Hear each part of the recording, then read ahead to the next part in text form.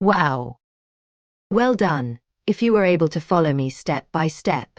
You can also create a folder inside Canva called My Worksheets and save your designs there. Next year, you'll already have a library waiting for you. If you want 10 ready-to-edit Canva worksheets to save even more time, check the link in the description below. And if you found this helpful, hit that like button, subscribe for more teacher tech hacks, and I'll see you in the next video.